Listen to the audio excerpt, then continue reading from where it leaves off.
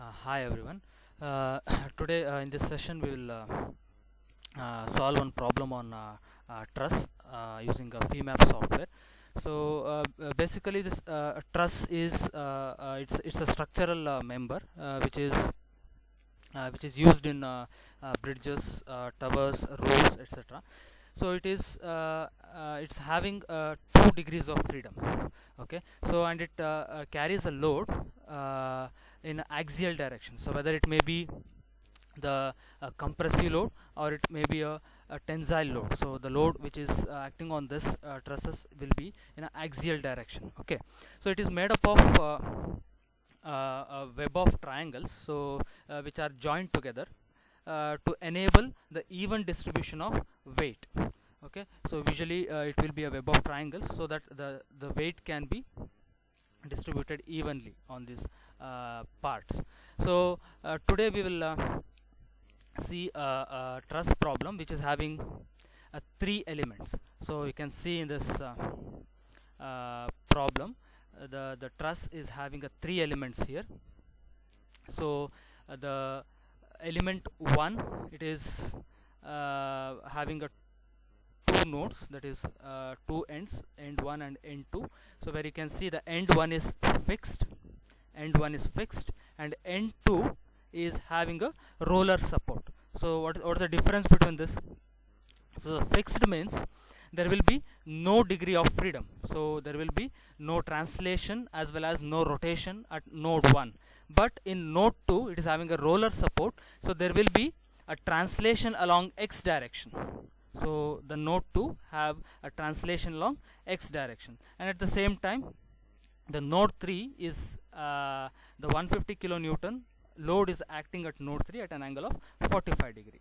So and the properties are given in the question. So the area, it is the area of element 1, it is 1500 millimeter square. Element this is element area of second element, it is A2 and A3, it is 2000 millimeter square. So now let us see how to solve this problem using FEMAP software. So first, in order to solve this problem, you need to create the geometry. So how to create the geometry? So you have to go to geometry and curve line, click on project points. So in order to locate the different points or different nodes, so we need to know at what distance the different nodes are there. So first let us see the different nodes, the distance at which the different nodes are located. So for the first element we have 2 nodes, node 1 and 2. The first element we have node 1 and 2. So that is node 1 is at a origin, that is 0 0 0, and node 2 is at a distance of x 400 plus 400, that is 800 millimeter, y is 0 and z is also 0. Then coming to element 2, so this element 2 is also having 2 nodes, that is we will define the nodes for element 2 as node 3 and node 4. Okay, for element 3 we will define 2 nodes, that is node 5 and node 6. So at this, for this element 2, the node 3 is at a distance of, the x value is 800, y is 0 and z is also 0. So for element 2, the another node, that is node 4, is at a distance of, x is 400, you can see the x is 400 and y is also 400 and z is 0. And for element 3 you have node 5 and node 6. Okay, for element 3 you have 2 nodes, node 5 and node 6. You can see the node 5 and node 4 are at a same point. So what will be the x and y values for node 5? It is x distance, it is 400, so y it's again 400 and z is 0, correct. And for node 6, so node 6 is again at the origin, so x will be 0, y will be 0 and z will be 0. So we will define the nodes based upon this. So the first node is the origin, it is x0, y0 and z0. Click on OK. Okay, so the node 1 is created, and the node 2 is at a distance of, x distance it is 800, y0 and z0. Okay, so the node 2 is created. So in order to create node 3, you know that node 2 and 3 are at the same point, so x distance will be 800 only. So y is 0 and z 0. Click OK. So node 2 and 3 are created here. And for node 4, the x distance is at, this is a node 4, the x distance is at 400, y is 400 and z is 0. X is 400, y is 400 and z is 0. Okay, so the node 4 is created, and again the node 5 is at the same point, so no need to change the dimension. X is 400, y is 400 and z is 0. So node 5, click OK, then the node 5 is created. And again node 6, you can see here node 6 is here, so node 1 and node 6 are at a same point. So x is 0, y is 0 and z is also 0. Click on OK. So the node 6 is created. So you can see the truss element, we have created the geometry, element 1, element 2 and element 3. So after creating the geometry, we need to define the material. So you can see in this problem, they have given the Young's modulus as 200 GPa. So that means it is 200 GPa is for all the elements. Okay, so the material is same. So in order to define that, go to, so after creating all the nodes, click cancel, go to model, material. So define the material, give the name as material 1. The Young's modulus is, it is given 200 GPa, so you have to take it in MPa, that is 200 into 10 power 3, 200 E3. So it is Young's modulus and Poisson's ratio as 0.3. Click on OK. So the material 2, it is showing ID2. So material 2 no need to define. Why? Because the Young's modulus is same for element 2 as well as element 3. So no need to define this. So we can take the material 1 for element 1, 2 and 3. Click on cancel. Now we need to define the material property. So material property, we need to give the area for element 1, element 2 and element 3. So click on model, go to property. So what is the material here? It is material 1 only for all the elements. The element property, it is bar. Click on OK. So what is the area for element 1? The area for element 1 is 1500, and for element 2 and 3 it is 2000 millimeter square. Okay, so now click 1500 here, type 1500, click on OK. So next, for ID2, it is element 2,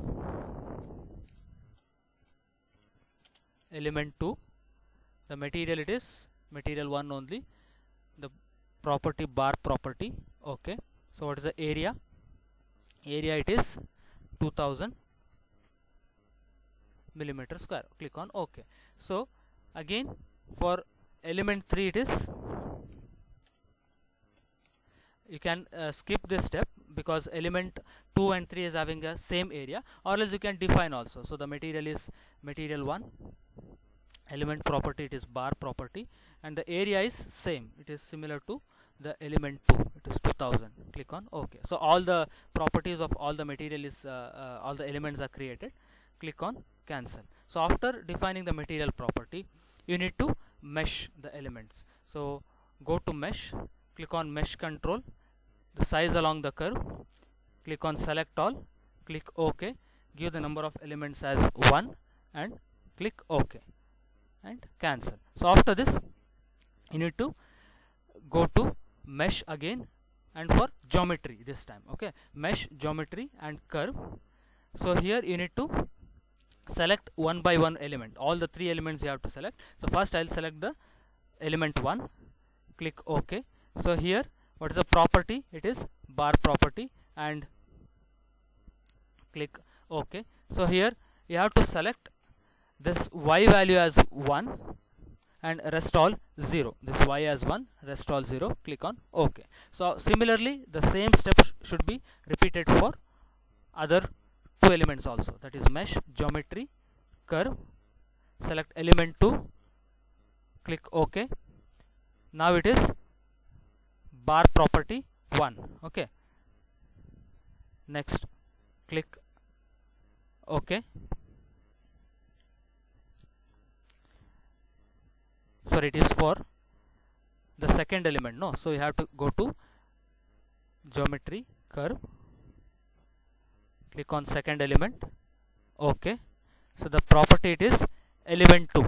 Okay, element 2, click on OK, and this is same. So for y you have to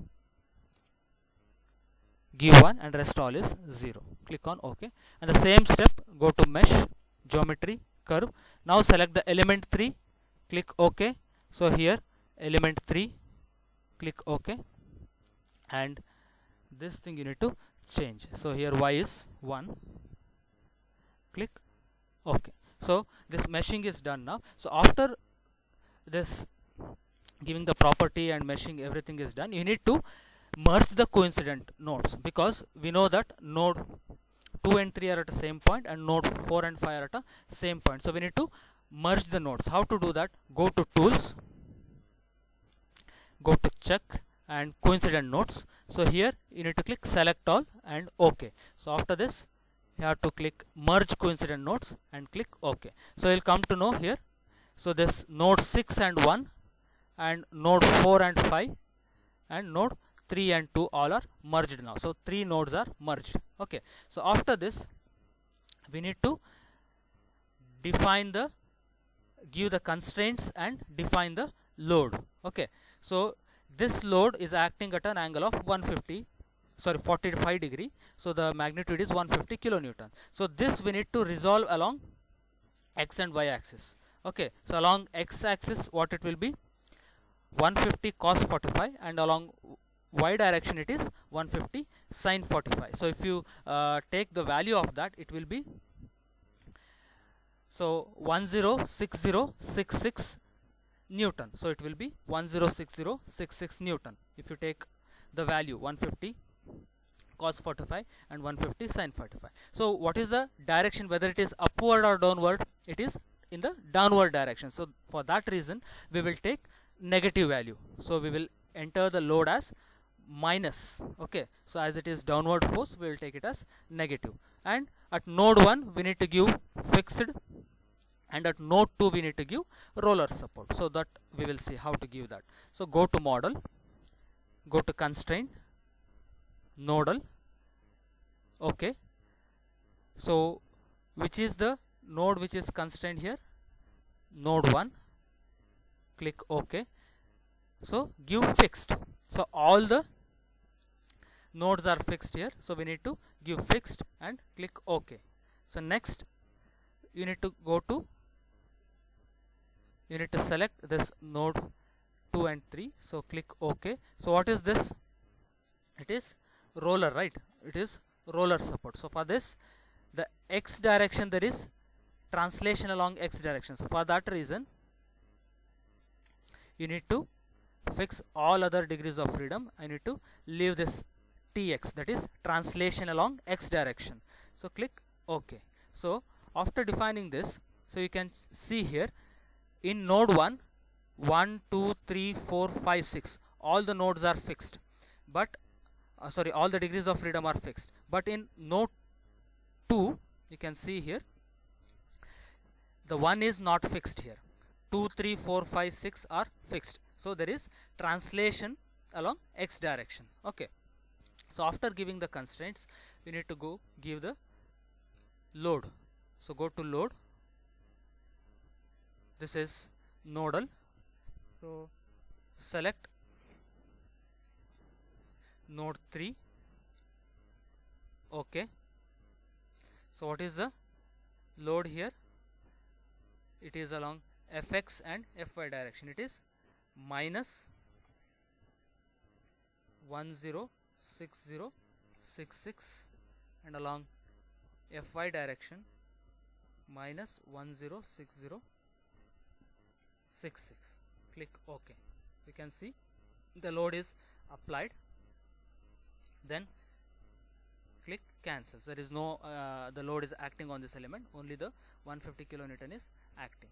So next, after applying the load, you need to analyze this. Okay, how to do the analysis? Go to model, analysis, Neve analysis, click on NX Nastran, and again here you need to select analysis type as static. So you need to remember this, you have to select the static analysis for truss problem. Click on OK and analyze. So the load results will be displayed here, the results. So after this you need to give load results. So if there is any error, it will show the warning message here. So if it is not there, then there are no errors. Click on continue. So after this, in order to see the results, you have to click on F5 in the keyboard. Click F5. In model style, you have to select feature. In deformed style, you have to select deform, and in contour style, you have to select beam diagram. So click on deformed and contour data. So here in category, you have to select displacement. So we want displacement and stress, right? First we will select displacement. So here in deformation, we will select translation along x direction first, and translation along x direction in contour also. So we will get the displacement along x direction, it is this minus 0.15. Okay, so if you want the displacement along y direction, you need to select T2 translation. Okay, it is T2 translation, you will get the value. So if you want a stress, select the stress, and you have to select NDA axial stress here, NDA axial stress. So we will get the total stress value. This is how we can take the values of displacement and stress. Click on OK, cancel. So if you want to see the animation, you have to click here, select an animated view. So we'll see the animation.